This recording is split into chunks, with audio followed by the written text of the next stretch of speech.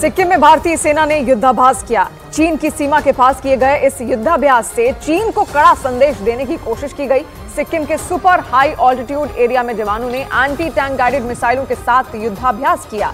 सेना के त्रिशक्ति कोर ने 17,000 फीट की ऊंचाई वॉर प्रैक्टिस की है, जिसमें ईस्टर्न कमांड के मैकेनाइज्ड और इन्फेंट्री यूनिट ने हिस्सा भी लिया।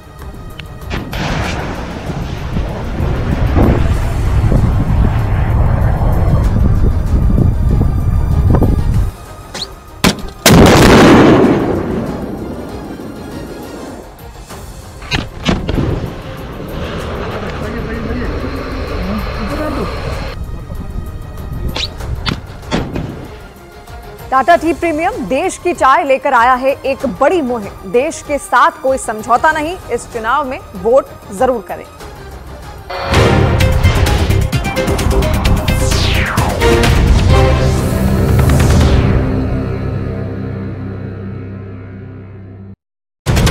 जश्न में शामिल हुई बंगाल की मुख्यमंत्री ममता बनर्जी ने दंगे की आशंका जता दी और लोगों से शांत रहने की अपील की।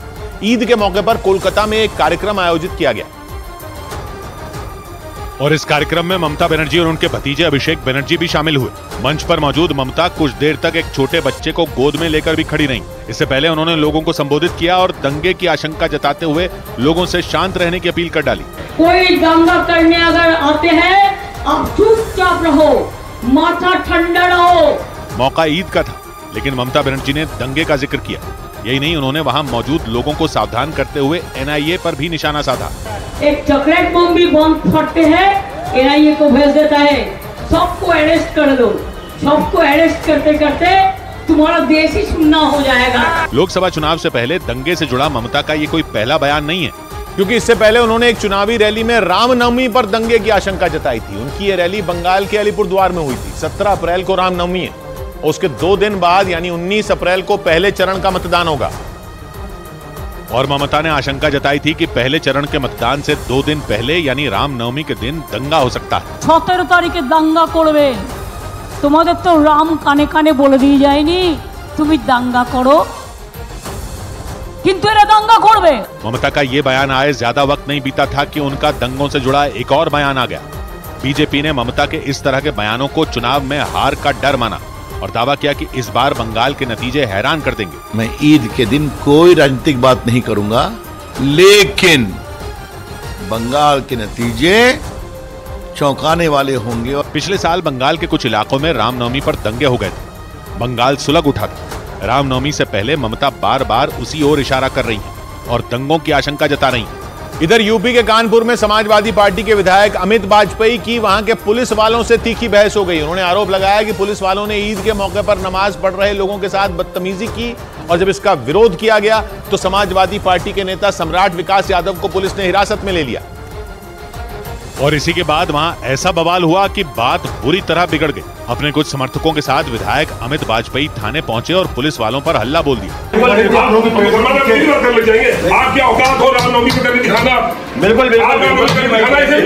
इस बहस के दौरान वो कभी टेबल पर हाथ पटकते दिखे तो कभी उन्होंने गुस्से में पुलिस अधिकारी को उंगली दिखाते हुए हद में रहने की चेतावनी भी दी। जब पुलिस वाले सम्राट विकास यादव को छोड़ने के लिए राजी नहीं हुए तो समाजवादी पार्टी के वो सभी कार्यकर्ता खुद को भी गिरफ्तार करने की मांग करने लगे। बुलाइए, हम लोग बंद हो रहे हैं, हमको बंद करिए, बस एक दिन बात नहीं है।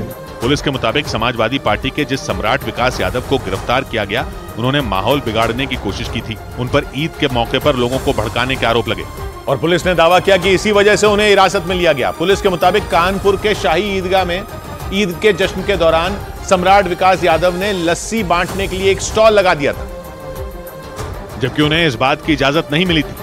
पुलिस के मुताबिक जब उन्हें रोका गया तो वो ईदगाह के दरवाजे पर ही धरने पर बैठ गए। इससे आने जाने का रास्ता जाम हो गया और जब हालात काबू से बाहर हो गए तो पुलिस को उन्हें हिरासत में लेना पड़ा। उनके द्वारा लोगों को प्रेरित किया गया कि वो वहीं बैठ के नमाज पढ़े। हालांकि समाजवादी पार्टी के कार्यकर्ताओं ने आरोप लगाया कि पुलिस वालों ने वहां पहुंचकर साजिश के तहत सम्राट विकास यादव को गिरफ्तार किया। इसके अलावा वहां पहुंचे कई और लोग